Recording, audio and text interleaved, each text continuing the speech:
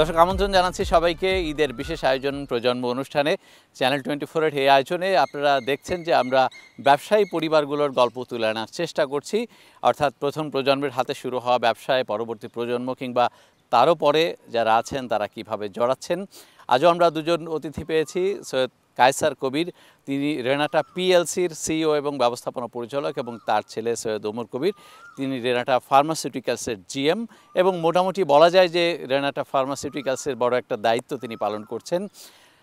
আরও মজার তথ্য হলো দুজনেই অক্সফোর্ডে পড়াশোনা করেছেন, সেখানে এস্টাবলিশ না হয়ে পারিবারিক ব্যবসায় ফিরেছেন।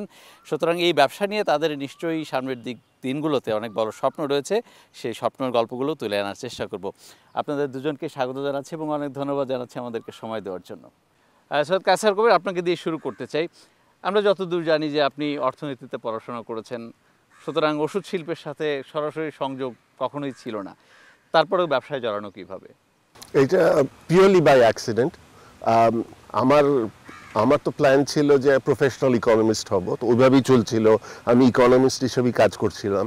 তো তারপর 1993-তে যখন রেনাটা হলো অ্যান্ড সাজেদা ফাউন্ডেশন, আমার ফ্যামিলি ফাউন্ডেশন, যখন এটার 51% মালিকানা পেল, তখন আমার আব্বা বললেন যে তুমি ঠিক আছে, তুমি এটা করছো, ইকোনমিক্স করছো, কিন্তু আমার মনে হয় যেহেতু আমরা ব্যবসায় ঢুকছি, তোমার একটু ইন্টারেস্ট নেওয়া উচিত। তো আমাকে শুরুর দিকে বলতো তোমার তো কোনো এক্সপিরিয়েন্স নাই ব্যবসায়, সো তুমি তো তুমি জাস্ট একটু রেনাটা ঘুরে টুরে বেড়াও, একটু মানুষের সাথে কথা বলে মানে একটা গিয়ে ঘুরে বেড়াও, মানে কোনো কিছু নাই যে তুমি শিখো, মানে তুমি জাস্ট শিখো, তোমার কোনো পজিশন নাই, কিছু নাই, তুমি জাস্ট শিখো, মানুষের একদম একদম ছোট থেকে বড় যারা আছেন সবার সাথে কথা বলো, শিখো ব্যবসাটা।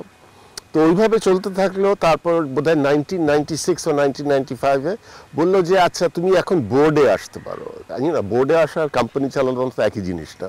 তারপর আমি বোর্ডে থাকলাম। তারপর ওই সময় তখন রেনাটা ডিভার্সিফিকেশন প্ল্যান হিসাবে আমরা ব্র্যাকের সাথে একটা পোলট্রি জয়েন্ট ভেঞ্চার করলাম। ওই কোম্পানিটা আমার হাতে করা, আমি চালিয়েছি। তো ওইটা চালালাম আমি 2002 পর্যন্ত। ওইটা হওয়ার পর আমার প্রচুর ম্যানেজমেন্ট এক্সপিরিয়েন্স হলো, মানে একদম একটা প্রজেক্ট শুরু থেকে করা, সো এটা এক্সপিরিয়েন্স হলো। তখন আমার আব্বা বললেন যে এখন আমার মনে হয় ইউ আর রেডি, তুমি এখন রেনাটা আসো। যে পড়াশোনা ওই সময় একটু কাজে দিয়েছিল না, তখন কাজে দিয়েছিল, যে ইটস নট যে কাজে দেয়নি, মানে it's always the process, it's not always যে কি পড়েছো, কিভাবে পড়েছো, কত কঠিন জিনিস পড়েছো, সো এইটা ম্যাটার করে। সো আমার বেশ কনফিডেন্স ছিল যে যেহেতু অর্থনীতিটা পারি, আমি অন্যান্য জিনিসও পারবো। সো 2002 থেকে যখন আমার আব্বা ফেল্ট যে আই ওয়াজ রেডি, তখন আমি রেনাটায় আসলাম। সৈয়দ ওমর কবিরের ক্ষেত্রে যদি আমি এই অভিজ্ঞতাটা শুনি, আপনার বাবা তো যেটা শুনলাম যে খুব রিল্যাক্স একটা টাইম পেয়েছেন, বড় একটা স্পেস পেয়েছেন, কোনো চাপ ছিল না। আপনার ক্ষেত্রে কি এরকম হয়েছে কিনা? মানে আমারটা ছিল মোর, আমি এই লাইনে পড়াশোনা করেছি, that was something that was quite, মানে আমি পড়েছি ক্লিনিক্যাল ফার্মাকোলজি, ওটার আগে biochemical engineering and neuroscience. So আমার এই লাইনে একটা ইন্টারেস্ট ছিল। বাট আমার রেনাটার ফার্স্ট এক্সপিরিয়েন্স হয়েছে যখন আমার বয়স ছিল 18, আর তখন আমি আসলে শুরু করেছিলাম একটা পিএসও হিসাবে, এটাকে বলে pharmaceutical sales officer, medical representative. So আমার কাজ ছিল আমি দিনে 40টা মানে 40টা ডাক্তার ভিজিট করতাম। আমি ফার্মেসিতে গিয়ে মানে বাকিতে সেল করতাম, মানে ক্রেডিটে, তারপর ক্রেডিটটা আবার উঠাতাম, মেক শিওর করতাম আমাদের ডেপো থেকে ডেলিভারি হচ্ছে। সো আমার রেনাটার শুরু ছিল একদম রুট লেভেল। এই দায়িত্বটা কে দিয়েছিল আপনাকে? এই দায়িত্বটা আমার বাবা দিয়েছিল আমাকে, বিকজ আমি প্রথমে ইউনিভার্সিটির পর আমার একটা সামার, মানে বোর্ডিং স্কুলের পর আমার একটা সামার ব্রেক ছিল। সো ওই ব্রেকে আমি কাজটা করা শুরু করেছিলাম। না, যখন দায়িত্বটা নিলেন, এটা তো মোটামুটি পছন্দ না হওয়ার মতো একটা দায়িত্ব, বাবার প্রতি রাগ হয়নি কখনো? মানে আমাদের ফ্যামিলিতে এরকম একটা কালচার আছে যে it's not a requirement that আমি বিজনেসে ঢুকি, and it was never really an expectation. I think আপনি যদি আমার বাবাকে 6 বছর আগে জিজ্ঞাসা করতেন যে ওমর কি ফার্মাসিউটিক্যালটা পুরোটা দেখবে, আমার বাবা আপনাকে 100% আমি আজকে বাজি নিয়ে রাখতে পারতাম, বলতো না। মানে 100%। Not because you were talking about ওই যে স্টার্টআপে যাব, তারপরে কি ফিনটেকে যাব, এইসব মোস্ট অফ দ্য থিং আমি তো বুঝি না, তখন আমি ভেবেছি তুমি এগুলোতে যাবে, তখন আমার চিন্তা করিনি যে তুমি বিষয়ে পড়াশোনা। এটা কি আপনি কখনো বলেছেন যে না তোমাকে ফার্মেসি বিষয়ে পড়াশোনা? না না, আমি কোনোদিন আমার ওমরকে আর আমার মেয়েকে কোনো সময় বলিনি যে তোমার এইটাই পড়তে হবে, কিন্তু আমি বলেছি যে ফালতু জিনিস পড়তে পারবে না, কঠিন জিনিস হতে হবে, কঠিন জিনিস পড়তে হবে। আজকাল ইউনিভার্সিটিতে তো অনেক ফালতু ডিগ্রিজ হয়, ডিগ্রি পাওয়ার জন্য। আমি বলছি ওই ফালতু জিনিসে যেতে পারবে না, যেটা একটু মাথা বুদ্ধি খরচ হয়, ওইটা যেতে হবে। সো নিশ্চয়ই একটা পরিকল্পনা ছিল যে যেহেতু ফ্যামিলি বিজনেসটা এখন ফার্মাসির উপরেই দাঁড়িয়ে আছে বড় একটা অংশ, সো উনি যদি ফার্মাসিতে পড়েন আপনার জন্য সুবিধা হবে, এরকম কোনো একেবারেই এটা ছিল না। ইনফ্যাক্ট ও যখন 18 বছর বয়সে কাজ করতে আরম্ভ করলো, আমি দেখলাম ও পছন্দ করতে আরম্ভ করেছে। তারপরে ও বলতে আরম্ভ করেছে যে আমি এই কোর্সে যাব, আমি এটা পড়বো, ওইটা পড়বো। তারপর থেকে আমি চিন্তা করতে আরম্ভ করলাম যে হ্যাঁ, ওর যেহেতু অনেক ইন্টারেস্ট আছে আর ওর মনে হচ্ছে অ্যাপটিটিউড আছে এটাই, তো তারপরে আমি চিন্তা করতে আরম্ভ করি। আর এমনি আমার মাথায় ছিল না যে ও আসবে। ইন্টারেস্টটা কোথা থেকে আসছে? আসলে আমার ইন্টারেস্টটা ছিল যে আমার দাদার পার্কিনসন্স ছিল, আর আমার ওই মানে আমার দাদার যে পার্কিনসন্স ছিল, আমার দাদা খুব একটা ইউনিক ভাবে ডিসক্রাইব করতো পার্কিনসন্স। উনি বলতো যে ওনার মনে হতো যে দুইটা মানুষ আছে ওনার মধ্যে, একটা মানুষ যে ওনাকে বুড়া করে দিচ্ছে আরো তাড়াতাড়ি, আর আরেকটা হলো ওনার অ্যাকচুয়াল মানুষটা, যেটা উনি ছিল। সো আমি যখন ইউনিভার্সিটিতে গেলাম, আমি কয়েকটা নিউরো সায়েন্সের লেকচারে ঢুকেছিলাম, আর তখন আমার ব্রেইন একদম was just switched on. I was just like my God, this is unbelievable. আর তখন থেকে it kind of started. And then আমি মানে more that was also that I think that not just in Bangladesh, দুনিয়াতে মানে হেলথে প্রচুর কাজ করার জিনিস আছে। আর হেলথ এমন একটা এরিয়া যেখানে কন্টিনিউয়াসলি নতুন ইনোভেশন তৈরি হয়, বিকজ মানুষ যতদিন বাঁচে তত কিন্তু নতুন ডিজিজেস মানুষকে এফেক্ট করা শুরু করে। সো ইট ওয়াজ আমার মতো একটা এরিয়া দ্যাট ইজ ভেরি মানে rare that it would become obsolete. But একটা জিনিস আমি ফিল করি যে আমি যে জিনিসগুলো 2018 সালে পড়েছি, 2017 সালে পড়েছি, আজকে কিন্তু ওই ফাইন্ডিংসগুলো অলমোস্ট ইরেলেভেন্ট হয়ে গেছে। So that was also something very exciting about studying immunology, biology, যে জিনিসটা আপনারা ভাবেন সত্যি, নতুন ডিসকভারির সাথে সাথে কিন্তু ওই জিনিসটা মানে প্রমাণ হয়ে যায় যেটা সত্যি না। So it was an extremely challenging field. আর আমার মাথায় সবসময় ছিল যে আমাদের পরিবারে এখানে একটা আইডিয়া ছিল যে কঠিন কিছু হলে যা ইচ্ছা পড়তে পারো, as long as it's difficult. এই যে আপনার মানে টোটাল ফার্মাসিউটিক্যাল ইন্ডাস্ট্রি বা টোটাল হেলথ সেক্টর নিয়ে এত বিস্তৃত চিন্তা ভাবনা, এইটা আপনার বাবার প্রভাব কতখানি, আমি যদি আপনার বাবার কাছ থেকে শুনি। আমি যখন ইন্ডাস্ট্রিতে এসেছি তখন লেভেলটা অনেক লো। সো প্রথমে বাংলাদেশ অ্যান্ড স্পেশালি বাংলাদেশি কোম্পানিদের তো আরও লো ছিল। শুরুর দিকে আমাদের ছিল যে ওষুধ বানাবার জন্য যে ফ্যাক্টরিটা, ওটা কীরকম ফ্যাক্টরি হতে হয় ওইটা সমানে আমাদের ধারণা কম ছিল। সো তখন আমার চিন্তা ছিল যে আমরা ভালো ফ্যাক্টরি কিভাবে বানাবো। তারপরে যে বিদেশের জন্য যে ওষুধ বানানো, ইউরোপ আমেরিকার জন্য, ওইটা কিভাবে বানায় ওইটা আমার কোনো ধারণা ছিল না।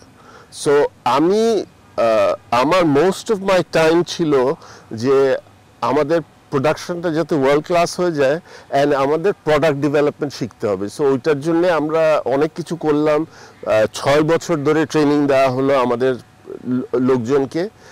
তারপরে ও যখন আসতে আরম্ভ করলো তখন এই জিনিসটা ছিল রেডি, যে সব ফ্যাক্টরিগুলো ছিল ওয়ার্ল্ড ক্লাস অ্যান্ড আমাদের R&Dটা ভালো ছিল। কিন্তু ওনার ইনপুটসের জায়গাটা তখন ভিন্ন হয়ে গেল। হ্যাঁ, তো কিন্তু তারপরে আমার ইনফ্লুয়েন্সটা কিন্তু অনেক কমে গেল, বিকজ আমার যত বুদ্ধি ছিল সব এই দুইটা কাজেই চলে গেছে। তারপরে যে স্ট্র্যাটেজি নিতে হবে যে আচ্ছা এখন তো আমি ওষুধ বানাতে পারি, বিদেশের জন্য ওষুধ বানাতে পারি, এখন করবোটা কি। সো এইটার অনেক স্ট্র্যাটেজি লাগে, অনেক অন্যভাবে চিন্তা করতে হয়। ও যখন এসছে, ও আর ওর ইয়াং টিম যারা আছে, আমি দেখলাম ওদের মাথা আমার চেয়ে অনেক ভালো অনেক কাজ sharp, করে। অনেক। So they started doing the strategy part. আর এখন পুরো গ্লোবালাইজেশন তো এদের হাতে, আমার হাতে না তো। অক্সফোর্ডে পড়াশোনা করার পর আবার দেশে ফেরা, এটা অনেকের ক্ষেত্রে আমরা দেখি না।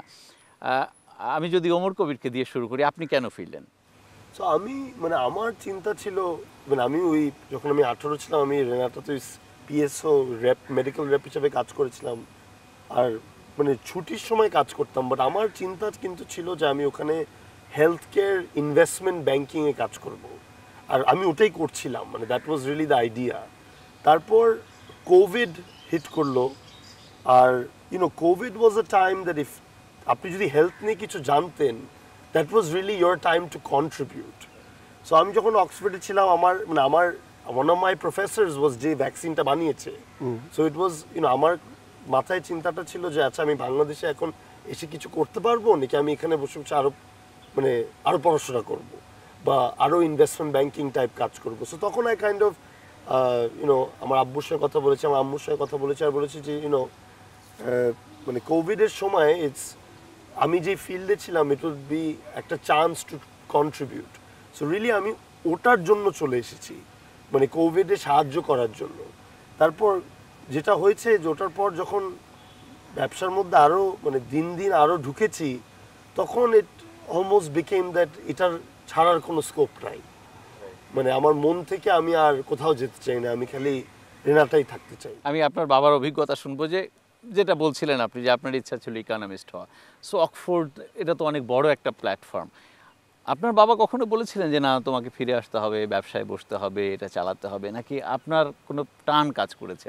না, আমার আব্বা ও যখন গার্মেন্টস ইন্ডাস্ট্রি 1980s অনেক উঠতে আরম্ভ করলো, তখন আমাকে বলেছিল যে বাংলাদেশ বদলাচ্ছে, সো এখন বাংলাদেশ খুব এক্সাইটিং জায়গা 80 দশকের। তারপর এটা নিয়ে আর বেশি কথা হয়নি। কিন্তু আমার মনে হয় যে আমার আর আমার বউয়ের দুইজনেরই আমাদের রুটস এত স্ট্রং এখানে যে আমাদের কোনো সময় মনে হয়নি যে আমরা বিদেশে সেটেল করব। যেমন আমার আন্ডারগ্রেড, হ্যাঁ, মানে এটা ইটস নট দ্যাট, এমন না যে একদম জান দিয়ে দিচ্ছি, বাট ইটস জাস্ট ন্যাচারাল, যে আমরা সবচেয়ে বেশি কমফোর্টেবল বাংলাদেশে, আর আমরা কোনো সময় চিন্তাও করিনি যে অন্য কোথাও সেটেল করবো। তো যেমন আমার যখন অনার্স পড়ছি আমি, তখন আমি বাংলাদেশে ফেরত এসেছি, স্পষ্ট মনে আছে এটা। আমি আসলাম বোধহয় 15ই ডিসেম্বর বোধহয় রওনা দিলাম, অ্যান্ড ওইটা হচ্ছে আমার ফাইনাল পরীক্ষার 3 ঘন্টা পরে। যে আমেরিকায় থাকবো যে খুব একটা ইচ্ছা নাই। অ্যান্ড তারপরে যখন আমি অক্সফোর্ডে একসময় পিএইচডি করছিলাম, তখন যে সাবজেক্ট, ওটা ইউকে একটা সাবজেক্টের উপরে ছিল, তো আমার খুব একটা ভালো লাগছিল না। আমি বলছি যে আমি আবার দেশে ফেরত যাই, দেশে ডেটা কালেক্ট করে বাংলাদেশ উপরেই কিছু করি। তারপরে তো আবার চলে আসলাম। মানে আমার বউ একই, যখন ও লন্ডন স্কুল অফ ইকোনমিক্সে গেল, ওর যে দেশে আসবেন ওটা মাথায় নেই। তারপর কেমব্রিজ থেকে যখন পিএইচডি করলো, ওরও পিএইচডি শেষ, আমি ব্যাক টু প্যাভিলিয়ন। ওমর তো ব্যবসায় জড়ানোর পরে যেহেতু তার চিন্তা ভাবনা একটু বৈচিত্র্য ঘটানোর চেষ্টা, সো চ্যালেঞ্জেস তো সামনে আছেই। নতুন একটা প্রোডাক্ট ডেভেলপমেন্ট থেকে শুরু করে ওটার মার্কেটিং করা। সো এই চ্যালেঞ্জ ফেস করতে করতে কখনো কি মনে হয়েছে যে না, ব্যবসা করাটা বরং কঠিন, এর চেয়ে চাকরি করাই ভালো ছিল? মানে ওই because it's challenging, it's more fun, মানে এনজয়েবল অলসো। আমার জন্য চিন্তাটা ছিল যে যেমন আমার বন্ধুরা, আমার অনেক বন্ধুরা আসলে মানে বিদেশেই থাকে, আর মানে যারা বিদেশি, আর ওদেরও মানে their work is very interesting, but they don't necessarily always get to work at a কোনো বিশাল স্কেল। আর বাংলাদেশে মানে আমি যে অপরচুনিটিটা পেয়েছি হলো, আজকে আমরা একটা জিনিস চিন্তা করলাম, 1 বছর পর ওই জিনিসটা নট জাস্ট আমার লাইফ চেঞ্জ করতে পারে, বা 50 জনের, এটা লক্ষ লক্ষ মানুষের লাইফ চেঞ্জ করে দিতে পারে। তো যখন আমরা একটা নতুন প্রোডাক্ট বাংলাদেশে নামাই, বা যখন আমরা একটা মানে নভেল কিছু করি যেটা বিদেশে, সে রেনাটা প্রথম করেছে বিদেশে, ওই চ্যালেঞ্জটা আমাদের জন্য নেওয়া, আমাদের টিমের জন্য নেওয়া, আর ওইটাকে লিড করা is an incredibly fulfilling exercise. Right. আপনার এই উদ্যোগে জড়ানোর পেছনে আপনার দাদার অবদান কতটুকু আর আপনার বাবার অবদান কতটুকু?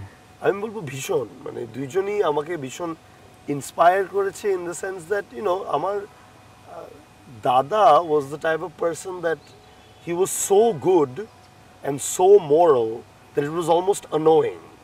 আর আমি যত বড় হই I realize that like sometimes you think oh এটা কিন্তু সোজাভাবে করলে হয়ে যেত, বাট ওই দাদার যে রক্তটা আছে আমার মধ্যে, that thing always is like, but আমার দাদা তো বেহেশতে থেকে আমার দিকে তাকায় বলতো ওমর না।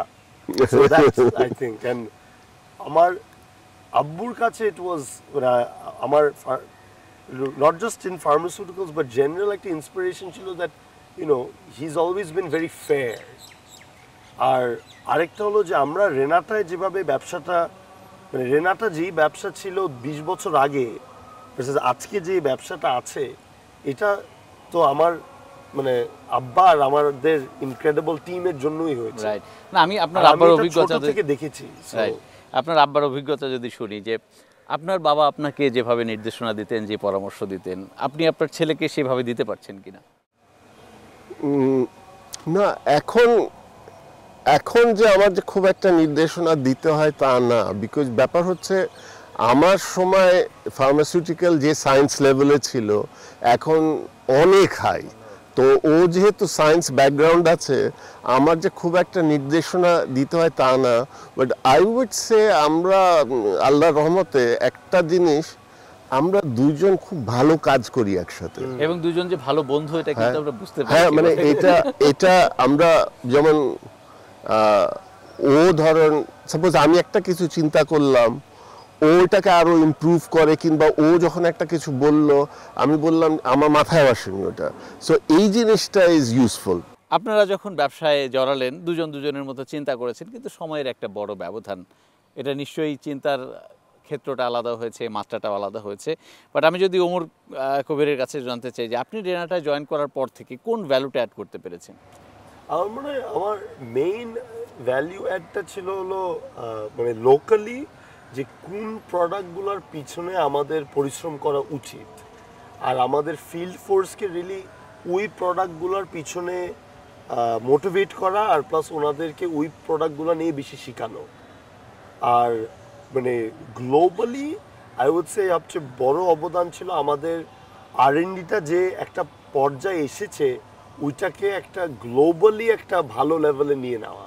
মানে আগে আমরা ডেভেলপ করতে পারতাম, মেবি আমাদের টোটাল ছিল 6 to 8 বায়োইকুইভ্যালেন্ট প্রোডাক্টস, এখন আমাদের আছে 70টা। সো আমাদের within 3-4 years we have developed close to 62 bioequivalent products. আর bioequivalent product develop করা basically means that এখন এই প্রোডাক্টগুলো ওই রেগুলেটেড মার্কেট, মানে আমেরিকা, কানাডা, ইউকে, এইগুলো জায়গায় যাওয়া যায়। মানে আমি খুব লাকি ছিলাম যে আমি ইনহেরিট করেছি world class facilities. But world class facilities থাকা is like having a passport. আপনার বিদেশে যাওয়ার জন্য আপনার পাসপোর্টটা লাগবেই, বাট আপনি যদি একটা যে কোনো দেশে যদি ঢুকতে চান একটা মার্কেটে, তাহলে আপনার কিন্তু ওই দেশের প্রোডাক্টের সঙ্গে আপনার প্রোডাক্টের সেম, এটা ক্লিনিক্যাল ট্রায়ালের মাধ্যমে দেখাতে হবে। তার মানে আমরা যেভাবে কানাডার জন্য ভিসা নিই, আমরা কিন্তু বায়োইকুইভ্যালেন্স নিই ওই প্রোডাক্টের সঙ্গে কানাডাতে ঢুকতে।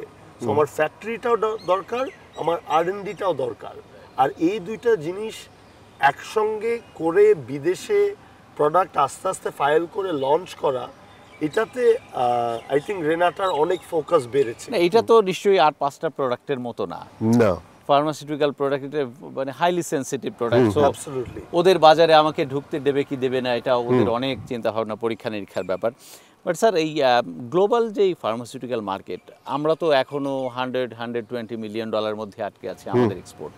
বাট যদি লোকাল মার্কেটে চিন্তা করি, $3.5 বিলিয়ন আমরা ক্রস করে গেছি। সো বাইরে আমরা বলি যে এটা সম্ভাবনা আছে, কিন্তু নিতে পারছি না যে প্রত্যাশা অনুযায়ী। সেটার ক্ষেত্রে মেইন ব্যারিয়ারটা কি মনে হয় আপনার কাছে? আমার কাছে মেইন ব্যারিয়ার মনে হচ্ছে আমরা অনেক দেরিতে ঢুকেছি এটা। মানে যে এখন যে বলা হচ্ছে যে ও যে বলল আমাদের এতগুলো প্রোডাক্ট আছে, কিন্তু ধরেন আমি যখন ফার্মাসিউটিক্যালসে আসলাম তখন যে কোম্পানির এতগুলো প্রোডাক্ট থাকতো ও একটা বিরাট একটা শেয়ার নিয়ে নিত গ্লোবাল মার্কেটে। Absolutely. কিন্তু এখন যেটা হচ্ছে আমাদের যা আছে ওইটা 20-30টা কোম্পানিরও ওইটা আছে, সো এখন কম্পিট করা খুব মুশকিল। আরেকটা জিনিস যেটা হয়েছে আমাদের আই থিঙ্ক কালেকটিভলি আমাদের চিন্তাধারা পার্টিকুলারলি আমারও ছিল ঘাটতি ছিল যে এই চিন্তাটা এটা শুধু ফার্মাসিউটিক্যাল না, দেখবেন অন্যরা ওইভাবে কথা বলেন, এটা কমপ্লিটলি একদম বাজেভাবে চিন্তা করা। এটা হচ্ছে বিশ্বের মার্কেট হচ্ছে $1 বিলিয়ন, আমরা যদি মাত্র 1% নিতে পারি অনেক। হ্যাঁ, তো কিন্তু 1% পাওয়া সোজা না। মানে যারা অলরেডি মার্কেটে আছে ওরা বসে নাই আপনাকে 1% দেওয়ার জন্য। হ্যাঁ, এই বক্তৃতাটা তো সবাই দেয়, সবাই দেয়, সব দেশে সবাই দেয়, সবাই হ্যাঁ। বলে আমি ওই 1% এখন যদি আপনাকে 100 জনই 1% নিতে চায় হ্যাঁ, তাহলে তো তো that's a ভালো, problem. 100% হয়ে গেল। হ্যাঁ, that's So, exactly, it's like, exactly. it doesn't really make sense. So যে জিনিসটা হচ্ছে এখন খুব খুব বুদ্ধি খরচ করতে হয় যে আমি একটা এস্টাবলিশড মার্কেটে ঢুকছি, আমি কিভাবে ঢুকবো এটা নিয়ে অনেক চিন্তা করতে হয়, এটার জন্য ভালো পার্টনার লাগে। আমরা যখন ফার্মাসিউটিক্যালস পার্টিকুলারলি আমি যেমন আমার শুরুর দিকে আমরা কোনো সময় এটা চিন্তা করিনি রিয়েলি সিরিয়াসলি। আমাদের ছিল বাংলাদেশে আমাদের তো সব কিছুর দাম কম, আমরা তো এমনিতে বিশাল মার্কেটে নিয়ে নিব, ওরকম না, ব্যবসা এরকম না।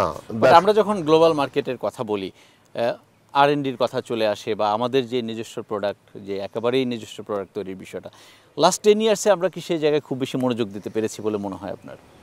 আমি ইন্ডাস্ট্রির সময় বলবো যে মানে there is still a lot more to be desired বাংলাদেশের ইন্ডাস্ট্রি নিয়ে। আমি বলবো যে রেনাটা while অনেক জায়গায় ইমপ্রুভ করতে পারে, that is one area where Renata has done very well. যে আগে মানে আমরা যে কোম্পানি মানে আজকেই যেমন একটা ওকেশন, এটার আগে আমি আমার আব্বুকে বলছিলাম যে যেই কোম্পানিটা মেবি আমাদের দিকে তাকাতোই না, আজকে ওরা বলছে আমি আপনাকে 1 সপ্তাহ পর কন্ট্রাক্টে পাঠাচ্ছি। আর আমার একটা কলিগ বলছে আমি তো 1 সপ্তাহ পরে ঈদের ভেকেশনে আছি, তুমি 2 সপ্তাহ পর পাঠাও। মানে ওই জিনিসটা এখন রেনাটার হয়েছে যে ইউরোপের বড় বড় কোম্পানিরা আমাদের R&Dর কোয়ালিটিটা দেখে আর আমাদের প্রোডাক্টের complexity as well, not just different প্রোডাক্টের ডিফারেন্ট কমপ্লেক্সিটি আছে। সো যদি যেগুলো খুবই কমপ্লেক্স ওইগুলো যদি বানাতে পারেন তখন বেশি মানুষ আসে আপনার থেকে প্রোডাক্ট নিতে, বিকজ ওই প্রোডাক্টগুলো আব্বু যেভাবে বলছিল কম্পিটিশন কম। সো ওইগুলো দেখে এখন ইউরোপের কিন্তু বেশ মানে নাম্বার 1 নাম্বার 2 এরকম সাইজের কোম্পানিরা এখন রেনাটায় আসছে। সৈয়দ কায়সার কবির, আবারও যদি একটু ইনফর্মাল আলোচনায় আসতে চাই যে আপনার উপরে আপনার বাবা দায়িত্ব ছেড়ে দিয়ে যতটা নির্ভর ছিলেন, দুশ্চিন্তা মুক্ত ছিলেন, আপনি ততটা দুশ্চিন্তা মুক্ত হতে পেরেছেন কিনা ওমরের উপর দায়িত্ব দিয়ে? মানে এখন তো চালায় ওই, মানে আমি হচ্ছি যখন ধরেন একটা কোম্পানি খুব বড় চেঞ্জের মধ্যে দিয়ে যাচ্ছে যখন এই মুহূর্তে, বিকজ ওই গ্লোবালাইজ করতে চেষ্টা করছে, দ্যাট মিনস গ্লোবালাইজ করা মানে পুরো কোম্পানিকে গ্লোবাল স্ট্যান্ডার্ডে নিয়ে যাওয়া। যখন এই বড় বড় চেঞ্জ আসে তখন একটা শক্ত যদি একটা বটগাছ থাকে ওটায় লাভ হয়।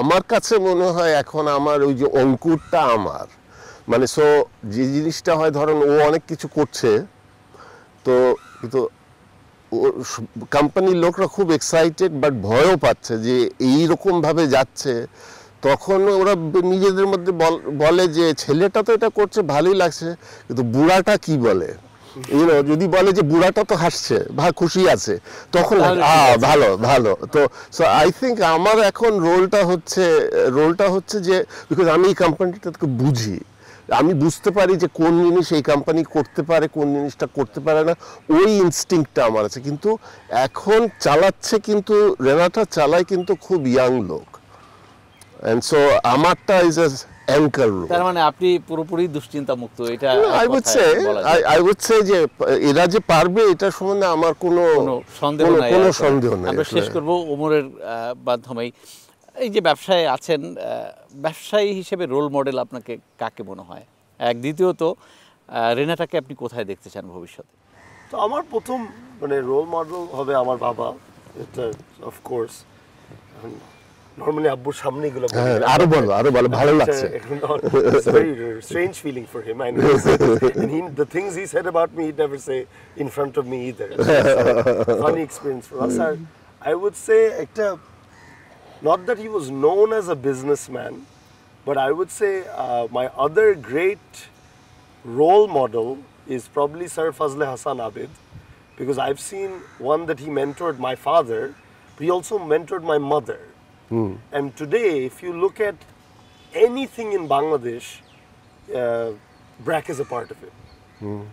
And you know, while they've done so much good in the development sector, they've also built some of the biggest businesses this country has. And it's pretty amazing that he's managed to do that, and they're still going on. আপনি বিকাশ বলেন, BRAC bank বলেন।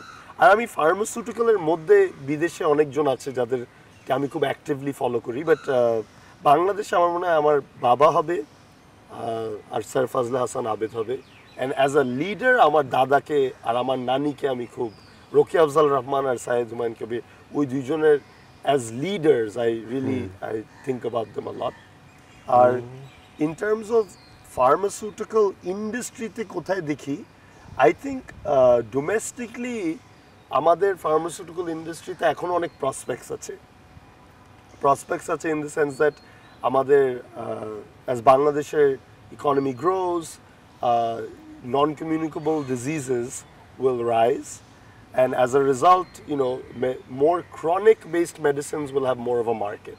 এখন ওই ওষুধগুলো যদি আমাদের ওই মার্কেটগুলোতে যদি আমরা প্রেজেন্ট থাকি আর ওখানে যদি আমরা ব্র্যান্ডস বিল্ড করতে পারি, দেন বাংলাদেশের মার্কেট উইল কন্টিনিউলি গ্রো। আর মানুষের interest in medicine have also changed. You know, আগে ইট ওয়াজ মেইনলি আমি নেক্সট এক সপ্তাহ বাঁচতে পারবো না কিনা, নেক্সট এক বছর বাঁচতে পারবো না কিনা। এখন চিন্তা হচ্ছে হলো আমি 20 বছর ধরে নট জাস্ট বাঁচতে পারবো, আমি ভালো থাকতে পারবো, কোয়ালিটি অফ লাইফ। সো ওটাও কিন্তু ফার্মাসিউটিক্যাল ইন্ডাস্ট্রির জন্য, if your clever about it, is a big driver. Globally, I think not just Renata, there's other companies in Bangladesh that can make some noise, that can do well, but আমাদের current চিন্তা really needs to change as an industry. মানে we are still thinking যে বিশাল factory থাকবে, আমার factory সবচেয়ে সুন্দর, আর মানুষ দৌড়ায় দৌড়ায় চলে আসবে আমার ফ্যাক্টরিতে ওষুধ বানাতে। কথাটা হলো মানুষ 50 পয়সা বাঁচাইতে আপনার ফ্যাক্টরিতে আসবে না, আপনার কিছু একটা দিতে হবে ওখানে। সো আমরা যদি অ্যাজ অ্যান ইন্ডাস্ট্রি না bio equivalent product, complex products, different modality, মানে ডিফারেন্ট মানে ইনজেকশন, ক্যাপসুল, ট্যাবলেট, ইনহেলার, এই ভিন্ন টাইপের জিনিস রেজিস্টার না করতে পারি, নট জাস্ট বানানো, নিজেরা রেজিস্টার করা, নিজেরা ডেভেলপ করা, বাংলাদেশের সুনামটা আসবে না।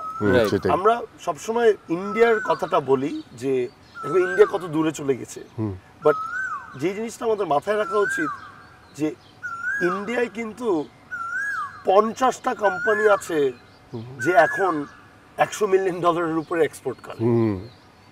সো আমরা যদি আজকে রেনাটাকে নিয়ে ইন্ডিয়ায় ঢুকাতাম, টোটাল সেলসে কিন্তু রেনাটা বেশ বড় দেখাতো, বাট এক্সপোর্টসে Renata would be very small because there's many companies who have figured out the business development, the strategy and the R&D in India. So that's an inspiration for us as well. অনেক ধন্যবাদ। আমরা আজকের আলোচনা এখানে শেষ করতে চাই। দর্শক, এর সাথে শেষ করছি আজকের আয়োজন। ভালো থাকবেন সবাই।